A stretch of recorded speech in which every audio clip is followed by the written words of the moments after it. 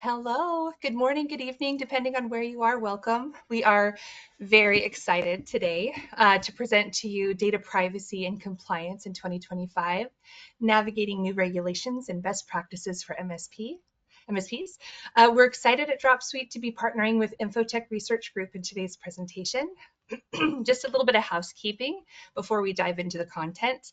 Now and throughout the presentation, we have the Q&A up and available for you to load in your questions. Any and all questions are welcome. The Q&A is going to take place at the end of this presentation. And while this presentation is being broadcast live today, it's January 16th, we will quickly transform this into an on-demand recording. And our hope and intention is that this has a shelf life for you MSPs through the majority of the year 2025. While this landscape is ever evolving. We at Dropsuite continue to focus on the topics of data privacy and compliance, as you can imagine, given that we are working with MSPs day in and day out. So if you happen to be watching this in July, September, etc., pop back over to dropsuite.com to see what the latest information is that we've put out on our blog section. Also, just want to note that this content is intentionally crafted for a global audience. So there should be information that resonates and is applicable for you no matter where you are, no matter where your clients are in the world. All right, just a tiny bit more housekeeping before I intro our speakers. This is recorded, like I said. The slides and the recording will be available for all of you who registered for the live event in the next couple of days. You'll see an email land in your inbox since you've registered. And I'll remind you once again to please utilize that Q&A portion here for the webinar within the console. And yeah, with that, let's go ahead and dive into introducing the speakers. Weyman, if you wouldn't mind. Thank you so much. All right. So our primary speaker on today's presentation is Safayat Moahamad. With over a decade of expertise in legal, compliance, privacy, and security, Safayat is a trusted voice for organizations navigating complex technology landscapes. As a research director at Infotech, he specializes in helping businesses adopt best practices and innovative strategies for mitigating privacy, security, and AI risks. Safayat's insights are invaluable for MSPs striving to stay ahead in a competitive market. And then Weyman Jones, he's Dropsuite's Director of Distribution Communities. Weyman is passionate about empowering MSPs with robust data protection solutions with deep expertise in compliance and cloud security.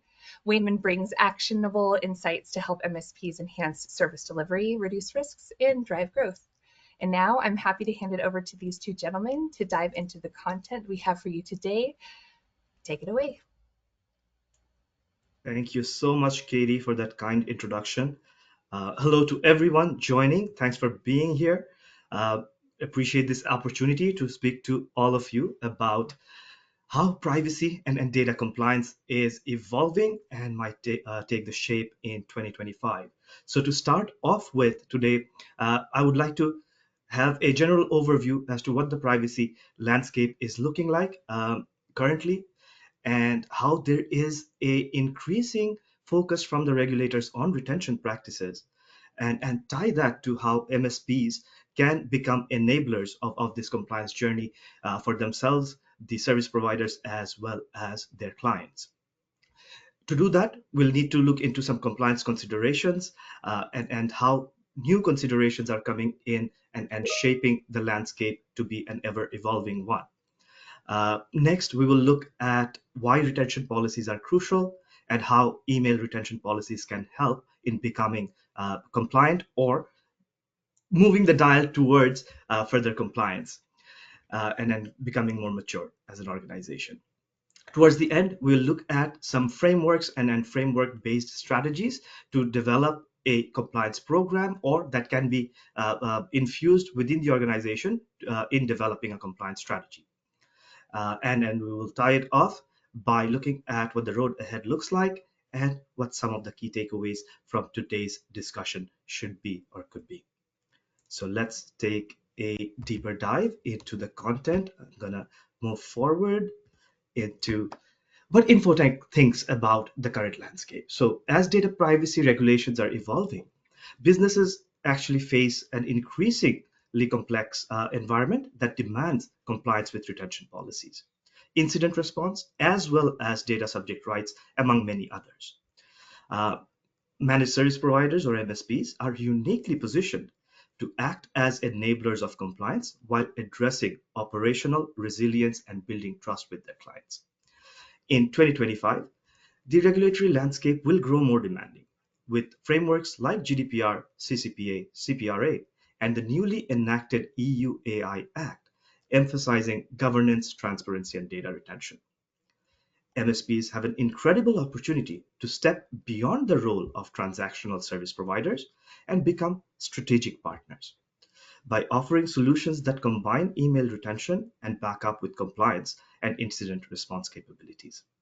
Global privacy regulations play a critical role in shaping these expectations. So let's take a look at the current state of privacy protection across the world.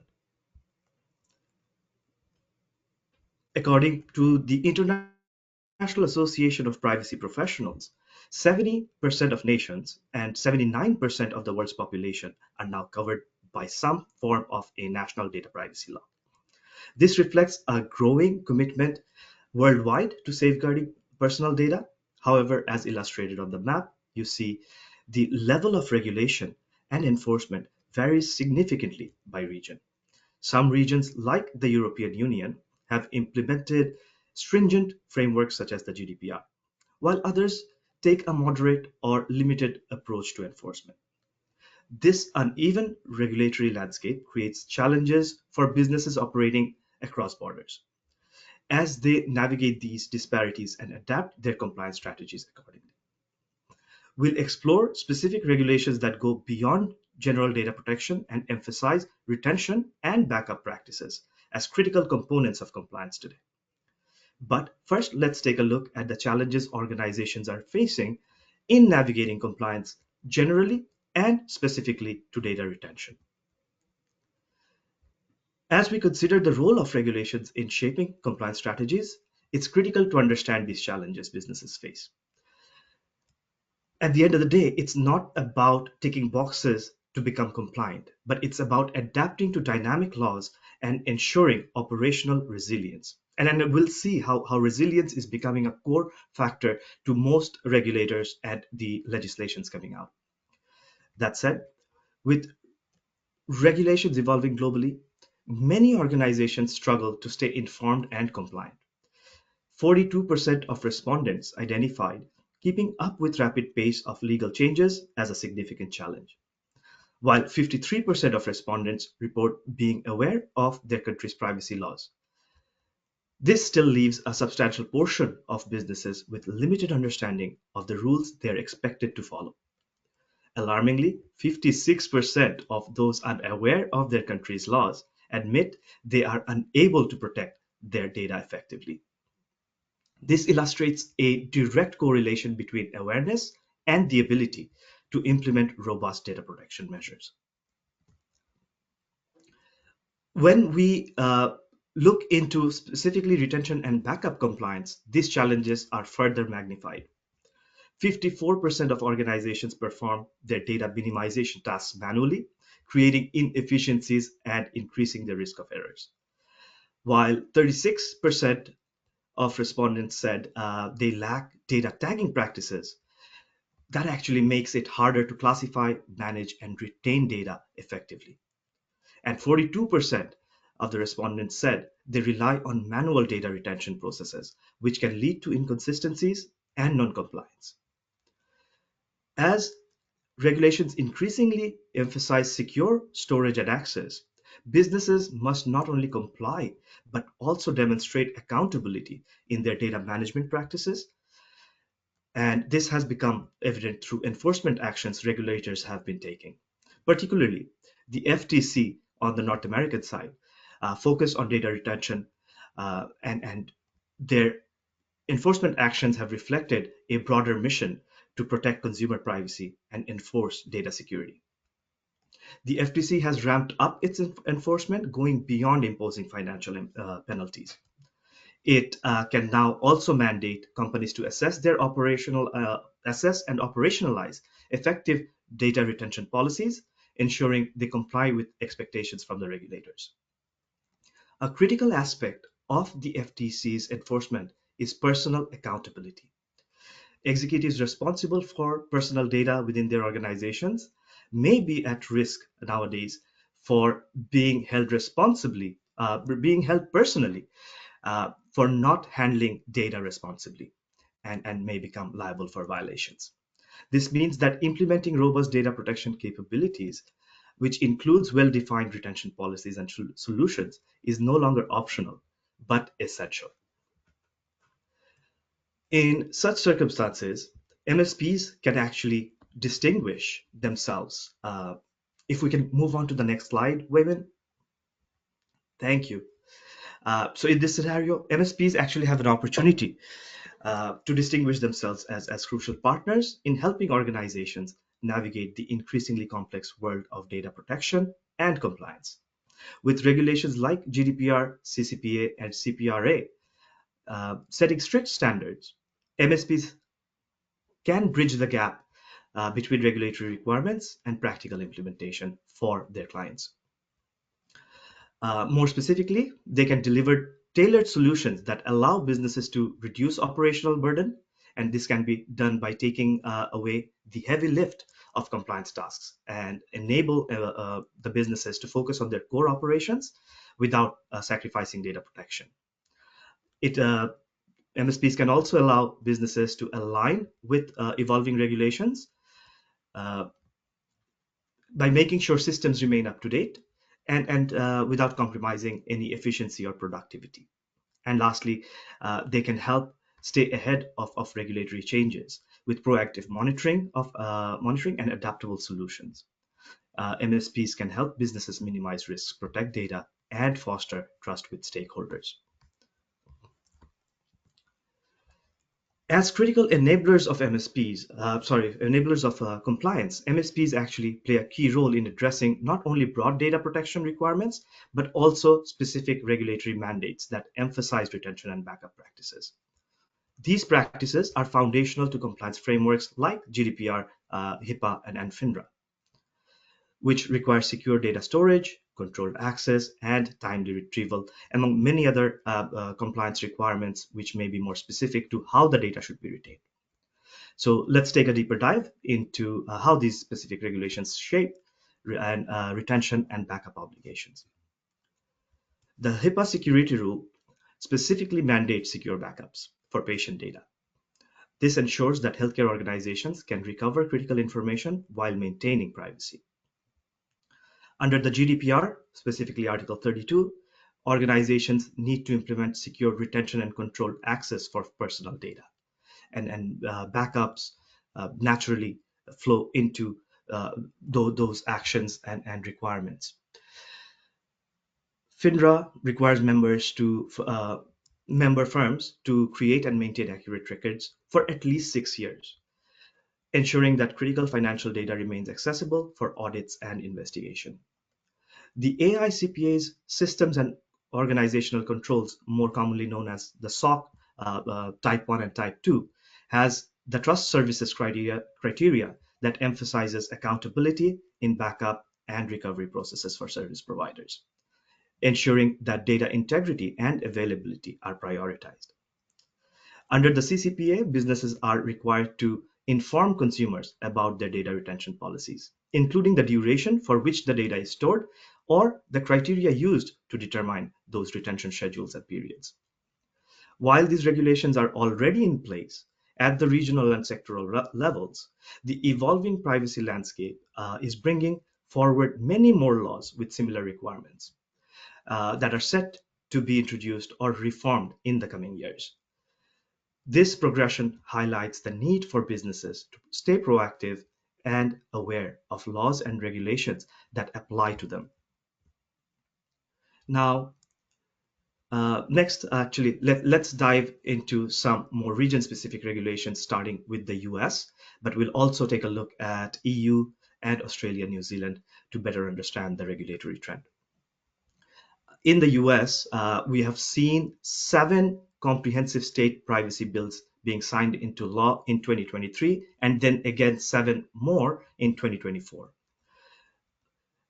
The surge underscores the need for businesses to not only understand these laws, but also decide whether adapting their compliance strategies to a patchwork of state specific requirements would be their preferred course of action, or could there be a more holistic approach? While state laws are leading the charge, there has also been significant movement at the federal level. Last year, around April, we learned about the American Privacy Rights Act, which was introduced in the Congress and represented most comprehensive attempt in years to establish a federal privacy law. It has been since then stalled in the House of Representatives, but the requirements and obligations captured within might find its way in one way or the other in any version or iteration of a federal law being published and enacted. Next, let's shift our focus to the EU, who have long been a pioneer in privacy and compliance, more specifically with regulations like the GDPR setting a global standard.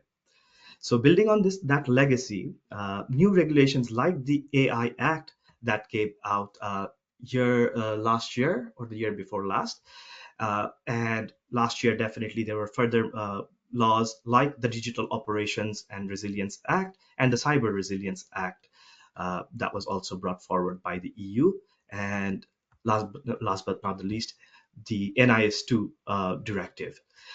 All of these are actually poised to have far-reaching impacts, just like the GDPR, influencing how businesses and technologies will operate within and beyond Europe. The AI Act actually introduces a risk-based framework for AI systems. Retention of data accumulated through search prompts in large language models like ChatGPT is definitely a concern for regulators and should be top of mind for SaaS providers and MSPs who are looking to integrate GenAI capabilities in the tooling solutions. The Digital Operations and Resilience Act, or DORA, focuses on financial entities.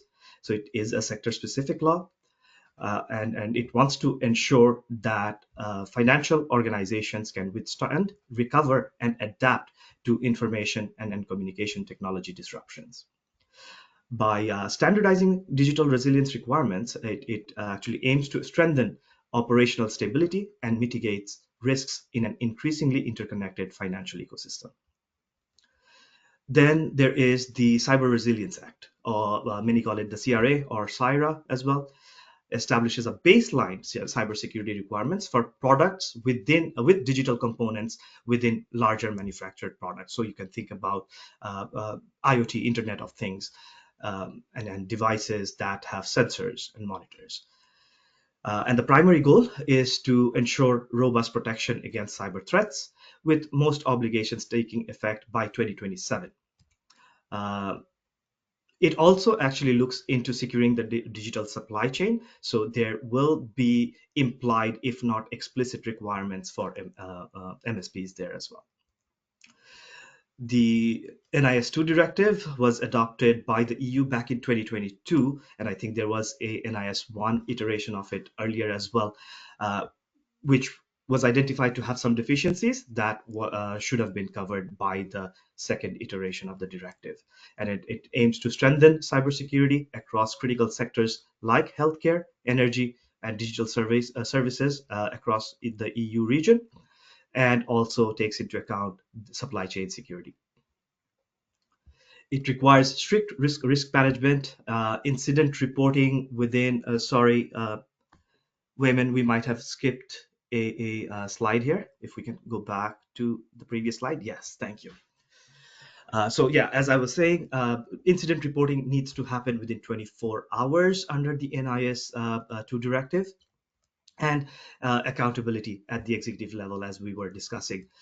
There might be executives who are entrusted with handling of personal data within their organization, and if they don't live up to that pledge, they might be held personally liable.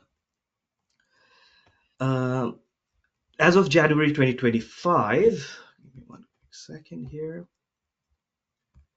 Yes, as of January 2025, the directive is in effect across the EU, with key compliance deadlines for certain entities falling around the same time. Some might have come in back in October 2024, but there will be many others that are set to come into force by April 2025 as well, with a key timeline being tomorrow, which is the 17th of January, wherein if any organization is identified to have any compliance reporting obligation, those kick in tomorrow. So something you might want to look into from within your organization's perspective.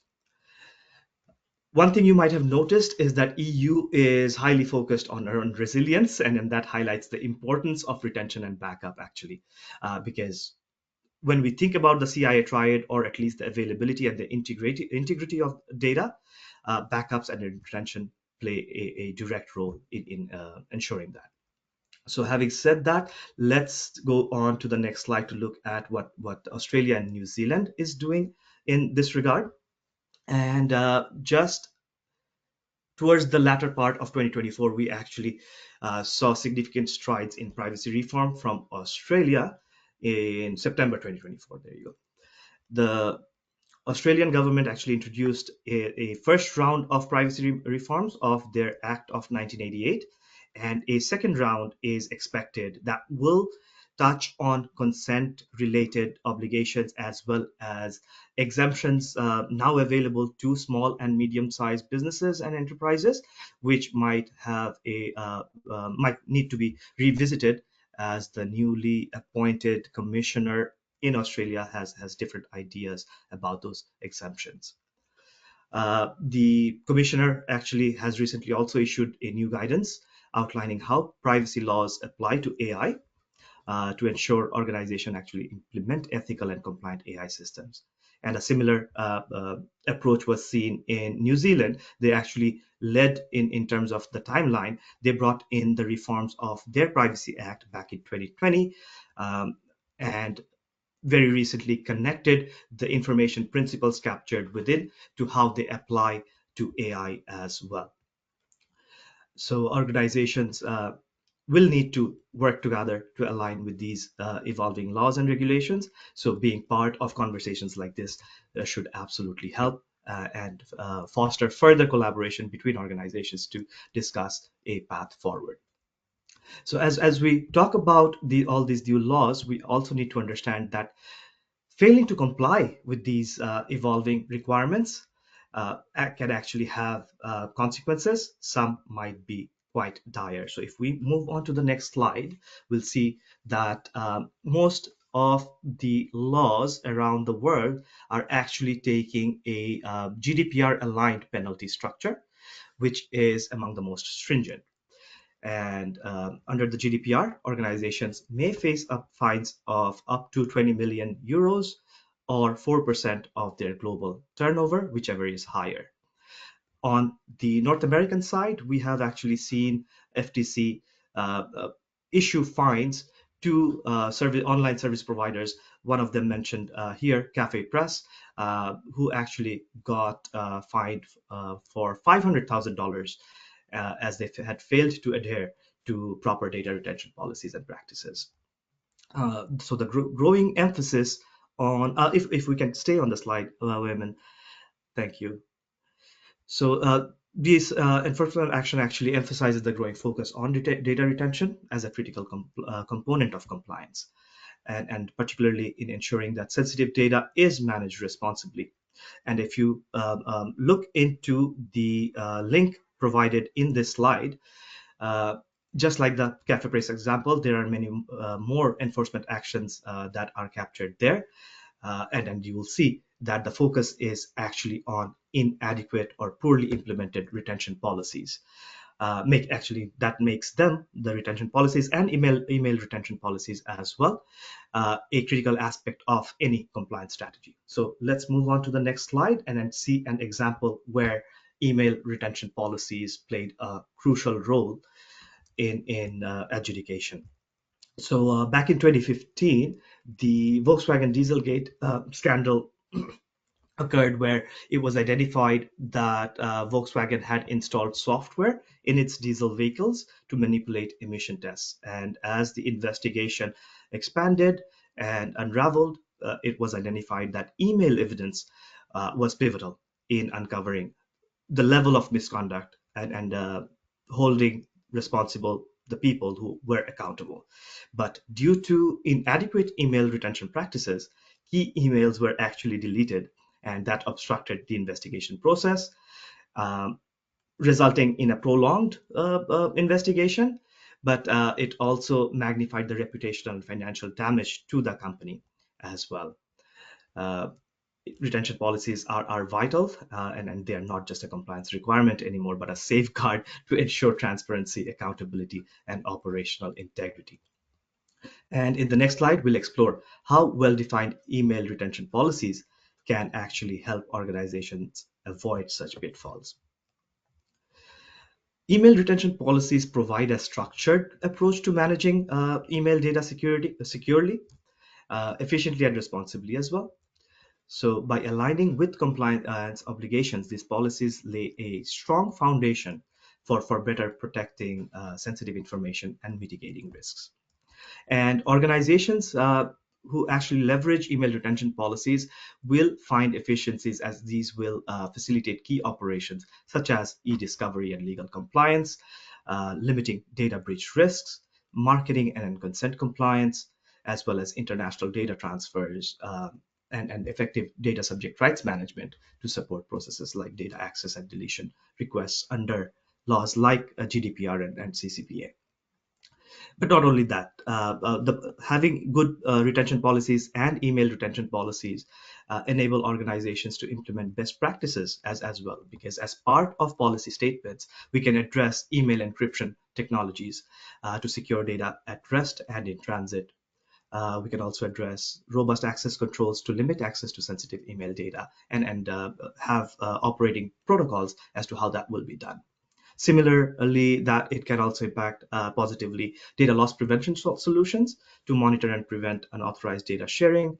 Um, it will help develop content for employee training and awareness to ensure proper handling of sensitive data. And lastly, but not the least, of course, incident response and breach notification will see a lot of efficiencies and synergies achieved through the development and implementation of such retention and email retention policies.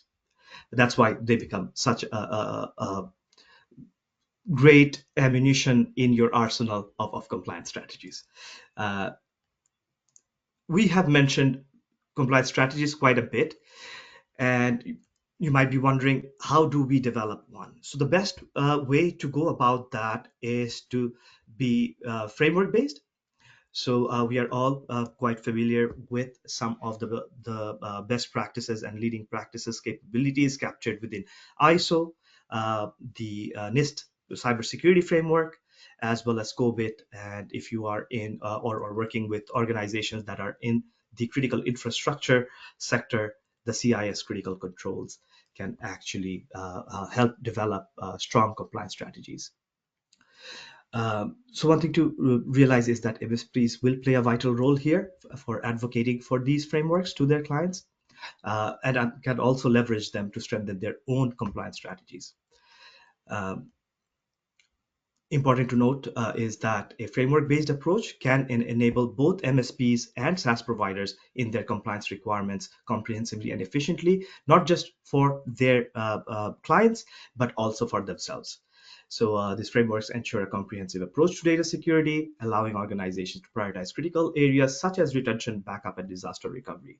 So when I say that, you might think that if I leverage the NIST cybersecurity framework, it will tell me to do multiple other things. But the best thing about these frameworks are they are adaptable, they are nimble in the form that they're divided into domains. So you can prioritize which domains are most critical to you and spend your efforts and energies on those.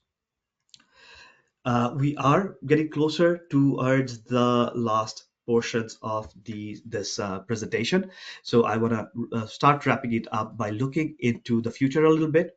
So the road ahead for MSPs and organizations will be shaped by evolving technologies like AI, and increasingly complex compliance requirements will apply as MSPs, providers, and of course their clients start asking more about solutions that have Gen AI capabilities integrated into them. So MSPs have to adapt their strategies to remain valuable partners in that journey as well. So with the AI adoption accelerating across industries, MSPs will have a pivotal role to play in ensuring AI solutions are not only integrated seamlessly into business operations, but also evolve with changing needs. One example might be real-time or smart backup capabilities, which will become essential to manage AI-driven data flows effectively. And the sheer amount of volume amount and volume of data there is insurmountable. So we need automated solutions.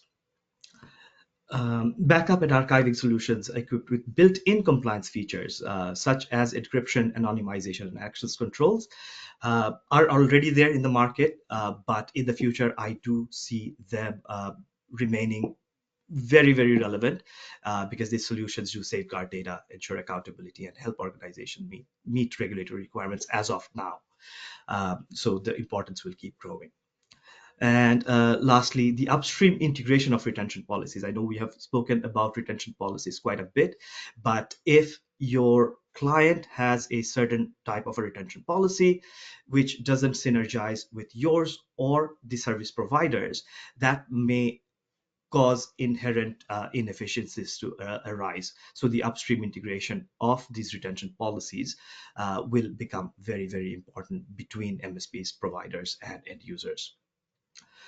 Uh, as we navigate this evolving landscape, MSPs that embrace innovation and bring compliance aware solutions to market will be well positioned to drive client success while staying ahead of regulatory challenges and changes. So as we wrap up, let's summarize the key takeaways from today's discussion. First, data and privacy compliance landscape will keep evolving rapidly with a growing focus on retention and backup requirements. So businesses must adapt to those changes proactively to avoid falling behind. Next, MSPs play a pivotal role in the compliance journey. By advocating for compliance aware solutions that incorporate best practices and technical safeguards for retention, MSPs can position themselves as indispensable partners to their clients. And finally, adopting a framework based compliance strategy enables synergies between MSPs, providers, and their clients. So that approach ensures alignment between global standards while addressing unique needs of each stakeholder. As the compliance landscape continues to evolve, the opportunity for MSPs to lead the way has never been greater. So let's leverage these insights to drive innovation, build trust, and deliver value to all of our clients. Thanks everyone for listening. I hope the insights shared today have provided clarity on evolving compliance landscape, the importance of email retention policies, and the critical role MSPs play in enabling compliance. So my contact address and information is there. Please don't hesitate to reach out using those. And I will now hand it back to Katie to walk us through towards the end of this session. Wonderful. Thank you so much, Safayat. And thanks to the folks who've loaded questions into the Q&A. We're going to keep that open, so if any additional questions come up, go ahead and pop them in there. First one is more of a comment, but well noted, Aaron. Would have been great to see information and explanations for Canadian regulations as well. Lots of MSSPs and MSPs here too. Well noted. We've got a couple more questions in here, and Safayat, I don't want to put you on the spot, but as we're kind of going through this Q&A, if you want to chime in at any point and say, yeah, I've got a couple of thoughts there. Absolutely. I'm gonna roll into the second question that I see here, but Safayat, chime in if you have thoughts. The next question is, in this webinar, you've mentioned data retention and also data compliance. As an MSP, how should we be looking at data compliance versus data retention? Are they separate or are they complementary? I wonder, Weyman, if this would be a good one for you to tackle. Yeah, absolutely. I think it's a great question.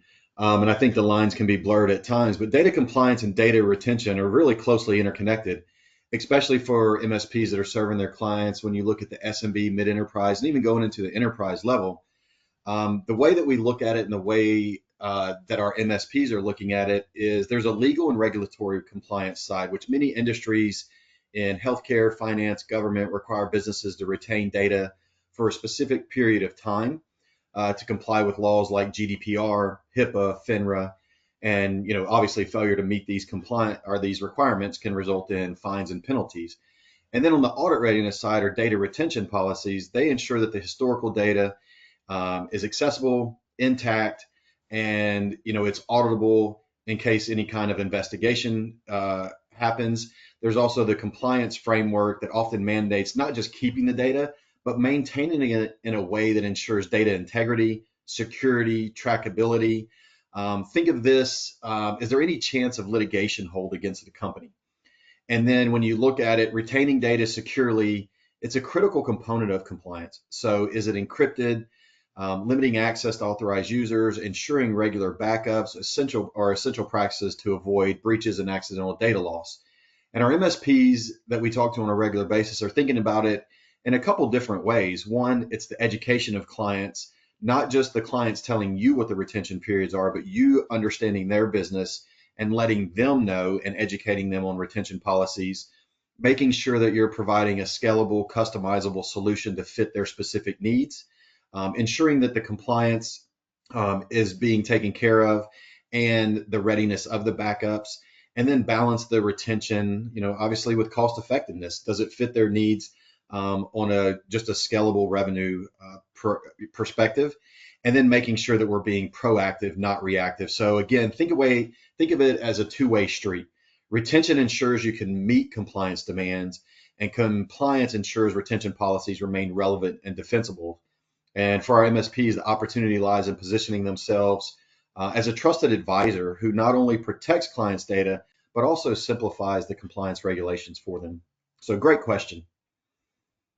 Awesome. All right, looks like the next question is, many of the laws that are out there specifically address data compliance, but are there any laws today that are tied to the backing up of the core data? Yeah, and I think Safayat mentioned a few of these, and I'll go ahead and dive into it a little bit more. I mean, the obvious ones that I think we're familiar with are going to be HIPAA. If you get into GDPR, when it comes to everything from right to forget to making sure data is contained within specific data centers regionally, making sure that you hit the retention requirements. If you look at Sarbanes-Oxley, for publicly traded companies, are we preserving their financial data and historical data for specific durations that help them remain compliant? If we get into FINRA, we could really dive into this. I think there's rules like 4511 that mandates firm, keep their data in a non-rewritable, non-erasable format. If you get into state laws, and this is the one to get more into the U.S. side of it, if you look at what's happened in states like Arkansas, New Jersey, there's definitely the California Consumer Privacy Act, the New York Shields Act. Specifically, I'm in Florida. We have Sunshine Acts in California, and many states have adapted to the Brown laws. So there's absolutely some laws that have been enacted. And again, one of the slides we referred to earlier, if you look over the last 7 years, it went from 1 to 2 states all the way up to 19 states either have implemented laws or have some type of laws inside of their state Congress Senate that are currently being worked through to ensure additional laws are passed. So, again, looking at indirect backup requirements, industry specific, state specific, global vulnerability. If you even look at, cross international lines, there's a ton of laws that fall there. And those are things that, again, we can dive into more specifically to your needs. I know, Aaron, you had mentioned something about Canada. I think there's some great laws up there that are being passed that we could dive into more specifically with you guys if you would like to after this call. Wonderful. And we just got a new question in from Peter. For compliance for retention policies, is there a downside to just keeping everything indefinitely? I don't think there's a downside. I think it really is what fits the needs of your clients. For us, unlimited retention, unlimited storage is included, but it's really just customizing the exact needs of your clients to fit whatever it is if they get into any type of litigation hold or compliance. But ultimately, we see, because again, you could go back into years and years of data. there's no real downfall. It's really just customizing it to what your clients need and what you as an MSP would provide to them as a standard offering. If I may add to that a little bit, Katie, Absolutely. Please. one trend we have noticed is that most organizations, be private sector or public sector, is not doing retention right from a compliance perspective. And this has attracted the eye of the regulators. And then, as we were discussing the enforcement actions around retention and backup practices, especially from FTC's perspective, we have seen that they are taking it more seriously. One thing to understand about retention and backup is that there may be many laws directly attributable to cybersecurity, data protection that mentions retention, but doesn't mention how long you have to keep it. But they say you can only keep it as long as you are required to, which means there might be other laws that state what that retention period is. Like HIPAA, I think there is one area where the data must be retained for at least 30 to 35 years. Mhm. Through income tax acts in many countries, we see that they kind of lean towards keeping the data for at least 7 years. So when we are thinking about retention and developing retention policies and schedules, we need to keep that in mind, that one aspect could be keep legal on the loop to identify how long I can keep certain pieces of data. But going back to what Weyman says, if there is unlimited storage and no costs associated with it, most organizations will probably want to store data for as long as they need, because at the end of the day, it helps their businesses operations and the future prospect of it, identifying new opportunities. So hopefully that it adds a little bit more of a context. Thank you. Wonderful additional color there. Thank you. The next two are pretty Dropsuite specific. So due to data sovereignty, where does Dropsuite store their data? Good question. And I love the fact that we did a global presentation. So we have data centers located globally to keep you compliant with all regional needs. For instance, in North America, we have multiple locations to include Canada, and regional data centers all throughout the US. We also have data centers in Germany, for instance, to comply with GDPR, along with London, Japan, Australia, ANZ, Ireland, and even more. So pretty much any of your legal requirements or regional requirements, we can fit with data sovereignty laws. So great question on that one. And there are a ton of vendors that do what Dropsuite does. How do you do things differently than the others do? I love when that question gets asked. So I'll kind of spin that a little bit. And I mean, obviously on our side, we talk to hundreds of MSPs a month, and I'll position it and really turn this into what are our MSPs saying they like most about us, or what they look for when they're looking for vendors. And we'll kind of dive into it that way. And one of the first things they say is they're looking for no long-term contracts. They want a true month-to-month vendor relationship, somebody that's out there truly earning their business on a monthly basis, looking for a per user per month with no hidden fees. One of the things that they say is they like to be able to offer backup and archiving so that they can future-proof their business against any changing compliance needs or governing needs that they may have. The other thing they're looking for is an all-inclusive product. So something that, is storing all their core data, meaning if you go into email, calendars, contacts, Teams, OneDrive, SharePoint, tasks, all of that, and they look for an all-inclusive product. So nothing that, if we add on SharePoint or OneDrive, that increases their monthly price. So looking for a set scalable price on a monthly per user basis.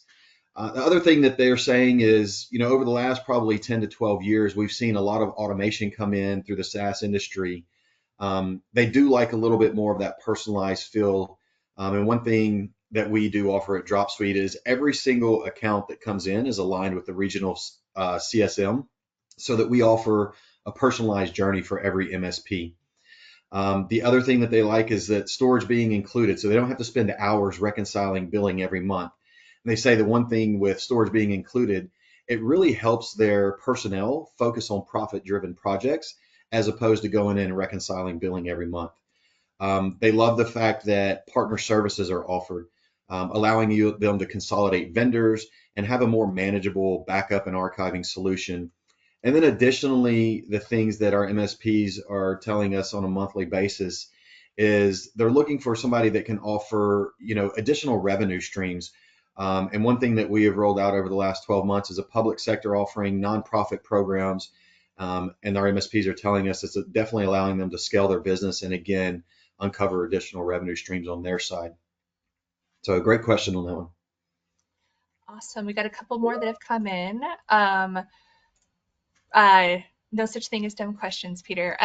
Do compliance and retention policies apply to the state where company is located, or does it apply to wherever they do business as well? I can take that a bit from a privacy perspective.